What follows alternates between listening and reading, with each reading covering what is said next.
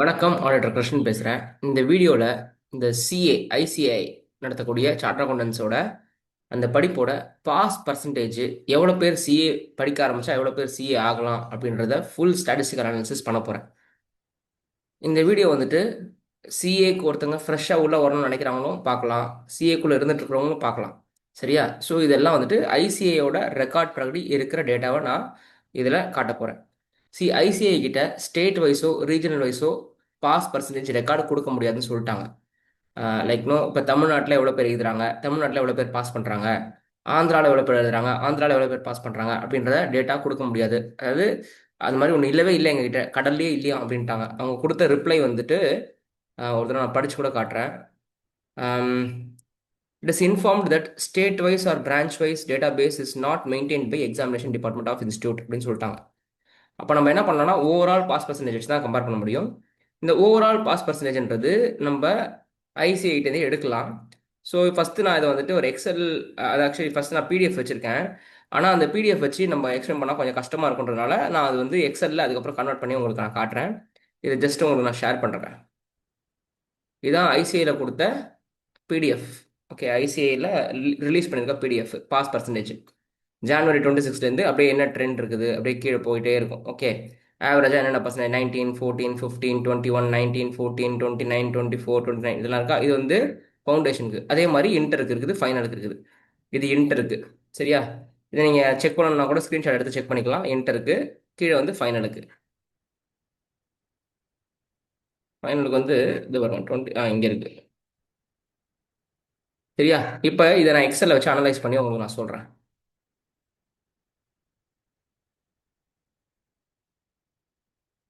இப்போ ஃபவுண்டேஷனோட average pass percentage பார்த்தீங்கன்னா 20%.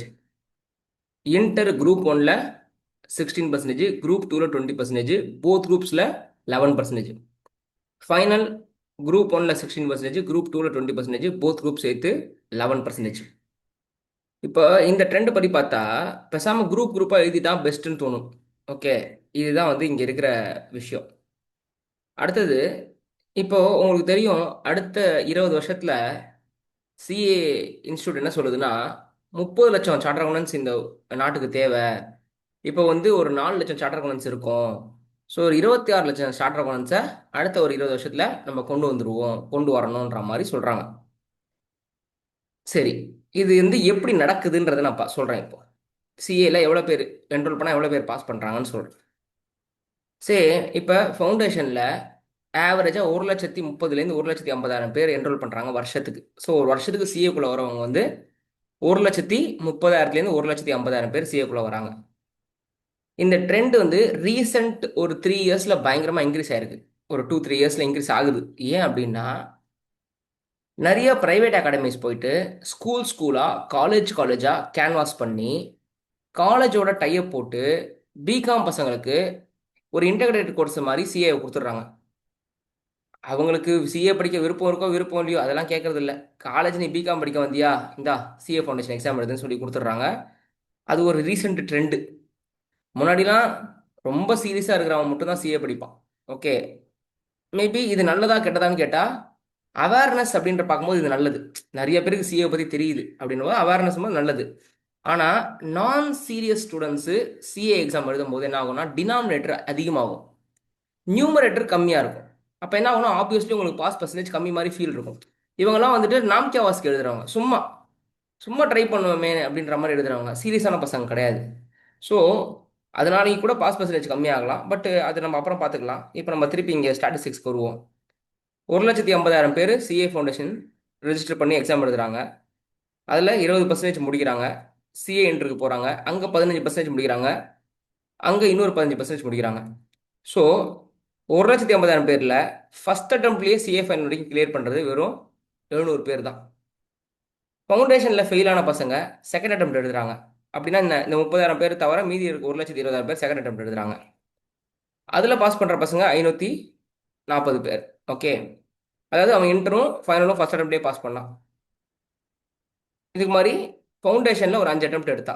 சரியா? அடுத்தது இன்டரில் ஃபஸ்ட் அட்டம்ப்டில் ஃபெயில் ஆகிட்டு, அதாவது இந்த கேட்டகரியில் இல்லை, அதுக்கப்புறம் செகண்ட் அட்டம்ப்ட்ல பாஸ் பண்ணுற பசங்க, செகண்ட் அட்டம்ப்ட்ல என்ரோல் பண்ணி பாஸ் பண்ணுற பசங்க, அதுக்கப்புறம் ஃபைனல் பாஸ் பண்ணுற பசங்க. அப்புறம் ஃபைனலில் ஃபர்ஸ்ட் அட்டம்ப்ட்ல ஃபெயில் ஆகிட்டு second attempt, third attempt, fourth attempt pass பண்ணுற பசங்க. இப்படி ஒரு ஸ்டாட்டிஸ்டிக்ஸ் நான் எடுத்து வச்சிருக்கேன். ஓகே, ஒரு காம்பினேஷன் போட்டு வச்சிருக்கேன். அப்படி பார்த்தா ஒரு 5 வருஷத்துல ஒரு 1,80,000 பேர் ஃபர்ஸ்ட் இயர்ல என்ரோல் பண்றாங்க. அட்டம்ப்ட் அட்டம்ப்ட் அட்டம்ப்ட் அட்டம்ப்ட் அட்டம்ப்ட்னு எழுதி ஒரு 5 அட்டம்ப்ட் கழிச்சு, ஓகே, மொத்தம் ஒரு 6,200 பேர் சிஏ ஆகுறாங்க. சரியா? ஸோ இப்போ வருஷா வருஷம் இதை நீங்கள் மல்டிப்ளை பண்ணிக்கலாம். இது முதல் வருஷம் இயர் 1 அப்படின்னு ஆரம்பிச்சு இதில் மொத்தம் எவ்வளோ பேர் சிஏ முடிச்சுட்டு வெளில போவாங்க அப்படின்னு வச்சுருக்கேன். இதுக்கப்புறம் நான் வந்து ஒரு 5 அட்டம்ப்ட் தான் எடுத்திருக்கேன். மேபி இன்னொரு 5 அட்டம்ப்ட் கூட எடுக்கலாம். ஸோ இந்த 6,000 பேருன்றது 12,000 பேராக மாறலாம், அவ்வளோதான். ஸோ அப்போது 1,80,000 பேரில் 10 வருஷத்துக்கு நீங்கள் எடுத்தீங்கன்னா கூட ஒரு 12,000 பேர் தான் வர முடியும். அதுக்கு மேலே வர போகிறது இல்லை. அப்போது ஐசிஐ என்ன சொல்லுது அப்படின்னா,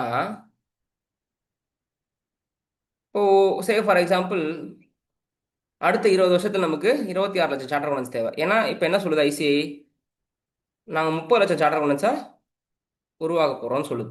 சரியா? சரி, கமா போட்டுக்கோ. 30 லட்சம், ஆல்ரெடி இருக்கிறது 4 லட்சம், அப்போது 26 லட்சம் வேணும். சே ஃபார் எக்ஸாம்பிள் இதை நம்ம வந்து 20ஆல் டிவைட் பண்ணிக்கலாம். 1,30,000 பேர் ஒரு வருஷத்துக்கு சிஏ ஆகணும். 12,000 பேர் தான் இந்த மாதிரி கேட்டகரியில் சிஏ ஆகுது. சரியா? 12,000 பேர் தான் ஆகுறது. அப்போது என்ரோல்மெண்ட் எவ்வளோ ஆனால் இது ஒர்க் அவுட் ஆகும் அப்படின்னு பார்த்தா, எனக்கு தெரிஞ்சு 12 லட்சத்துலேருந்து 13 லட்சம் என்ரோல்மெண்ட்டு ஒரு வருஷத்துக்கு இருக்கணும். அதாவது இப்போ இருக்கிற 1,50,000 லட்சம் என்ரோல்மெண்ட் பத்தாது. ஓகே, 12லேருந்து 13 லட்சம் ஸ்டூடெண்ட்ஸ் என்ரோல் பண்ணால் மட்டும்தான் இந்த இவங்க நினைக்கிற ஃபிகர்ஸ்லாம் பாசிபிள். எப்படி நான் சொல்கிறேன் அப்படின்னு பார்த்தா, சிம்பிளாக சொல்கிறேன். இந்த 6,000 டிவைடட் பை இந்த 1,50,000 போடுவோம். 4% கிட்ட வரும். சரியா? 4% கிட்ட வரும். அப்போது எனக்கு வருஷத்துக்கு 1,30,000னா டிவைடட் பை 4%, 32 லட்சம், 32 லட்சம் பீப்புள் என்ரோல் பண்ணணும்னு இருக்கும். சரியா? சரி, இது 32 லட்சம்ன்றது கூட தேவையில்லை. ஏன்னா இப்போ நீங்க யோசிக்கலாம், சார் இப்போ நான் வந்து போன வருஷம் வந்து 30,000 சிஎஸ் பாஸ் பண்ணாங்க இந்தியாவிலன்னு கேள்விப்பட்டேனே சார் அப்படின்னு நீங்க கேட்பீங்க. அது ஏன்னா இப்போ நம்ம இது ஃபர்ஸ்ட் இயர்ல ஆரம்பிச்சு 5 இயர்ஸ்ல முடிக்கிற கதை பேசுறோம். இப்போ செகண்ட் இயர்ல ஒரு 1,50,000 என்ரோல்மெண்ட் நடக்கும், தேர்ட் இயர்ல ஒரு 1,50,000 என்ரோல்மெண்ட் நடக்கும், ஃபோர்த் இயர்ல ஒரு 1,50,000 என்ரோல்மெண்ட் நடக்கும். சரியா? ஸோ வருஷா வருஷம் 1,50,000 1,50,000 1,50,000 என்ரோல்மெண்ட் நடக்கும்போது அப்போ என்ன ஆகும்னா, இது வந்து ஃபர்ஸ்ட் இயர்ல இந்த ஃபுல்லாக ஃபர்ஸ்ட் முடிச்சுட்டு 665 பேர் இருக்கான். சரியா? அதுக்கப்புறம் போன வருஷத்தோட கேரி ஃபார்வர்டில் முடிக்கிறவங்க ஒரு 570 பேர் இருப்பான். அதுக்கு முன்னாடி வருஷத்தோட கேரி ஃபார்வர்டில் முடிக்கிறவன் ஒரு 488 பேர் இருப்பான்.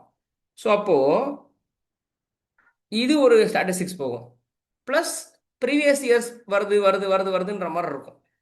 ஸோ எனக்கு தெரிஞ்சு ஒரு 15 லட்சம் சார்ட்டர் 15 லட்சம் என்ரோல்மெண்ட்ஸ் நடக்கணும் அட்லீஸ்ட் இந்த நம்பர்ஸ்லாம் வரத்துக்கு.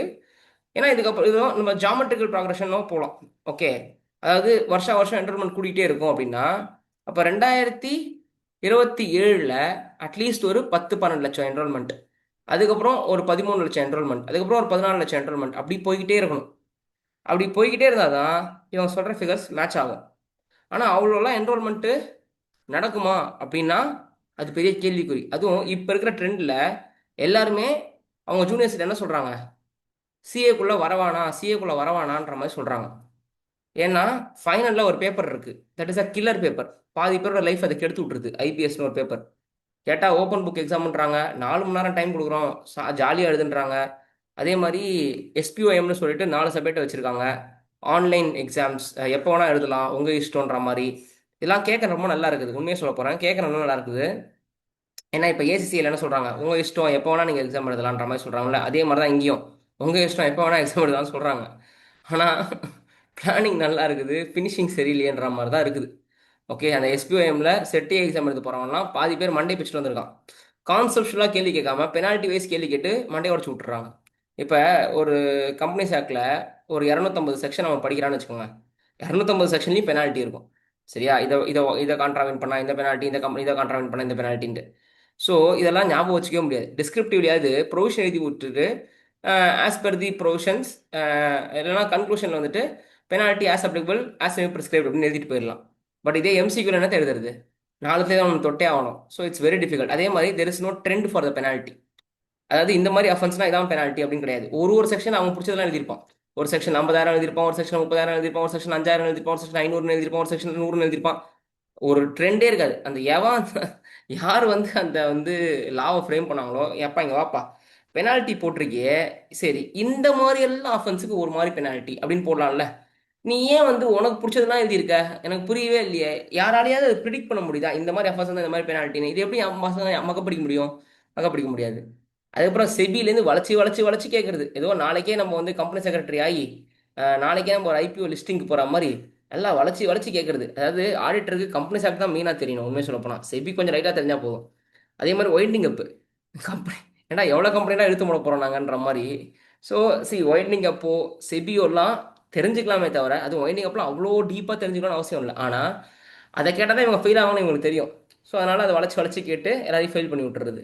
இன்டரில் டேக்ஸ் உண்மையாக சொல்ல போனால் ஃபைனல் டேக்ஸ் கூட படிச்சிடலாம் போல இருக்கு. இன்டர் டேக்ஸ்லாம் படிக்கவே முடியாது. ஏன்னா ஜிஎஸ்டியும் டைரக்ட் டேக்ஸும் ஒரே பேப்பர். யார் இந்த புத்திசாலின்னு தெரியல ரெண்டுத்தையும் ஒரே பேப்பரில் வச்சதுக்கு. அப்படி வச்சா கொஞ்சம் பேப்பர் ஈஸியாக செட் பண்ணணும். நீங்கள் பெரிய டஃப், அதாவது சிஏ இன்டரில் ஜிஎஸ்டி ஒருத்தன் பச்சாலே சிஏ ஃபைனல் ஜிஎஸ்டியில் ஒரு 25 to 30% முடிச்சிடலாம். சிஏ இன்டர் டிடி பச்சாலே சிஏ ஃபைனல் டிடிக்கு செம பேஸ் கிடச்சிடும். அவ்வளோ இருக்கு. அப்போ அதை ரெண்டு பேப்பரா தானே பிரிச்சு வைக்கணும். அதை போய் ஒரே பேப்பரா வச்சு ரெண்டுத்தையும் போட்டு சாவடிச்சு பாதி பேரால் எக்ஸாமே முடிக்க முடியல, பாதி பேரால் படிக்கவும் முடியல. அப்படியே எக்ஸாம் எழுதினாலும் ஃபெயிண்ட் ஆயிடுறாங்க எக்ஸாம்ல, ஐயோன்ற மாதிரி. ஸோ அதே மாதிரி சிஏ ஃபவுண்டேஷனுக்கு ஒரு பேப்பர், லான்னு ஒரு பேப்பர் இருக்குது. அது 100% டிஸ்கிரிப்டிவ். எதுக்கு அது 100% டிஸ்கிரிப்டிவ் வச்சுக்கிறாங்கன்னு ஆண்டவனு தான் வெளிச்சம். இன்டர்ல 30% எம்சிக்யூ இருக்கும் எல்லா பேப்பர்லையும். ஃபைனல்ல லாக்கு 100% எம்சிக்யூவா. ஆனால் ஃபவுண்டேஷனில் மட்டும் மாங்கு மாங்கு மாங்கு மாங்குன்னு எழுதணுமா. அதுவும் லீகல் ப்ரொவிஷன். 17 வயசு 18 வயசு பசங்க வந்து லீகல் ப்ரொவிஷன் எழுதணுமா. எழுதலாம் மார்க் கொடுக்க மாட்டாங்களாம். ஸோ இந்த ட்ரெண்டில் வச்சுக்கிட்டு 30 லட்சம் சிஏ வித்தின் நெக்ஸ்ட் 20 இயர்ஸ், 26 லட்சம் சிஏ, வருஷத்துக்கு 1 லட்சம் சிஏ நடந்துரும். நன்றி, வணக்கம்.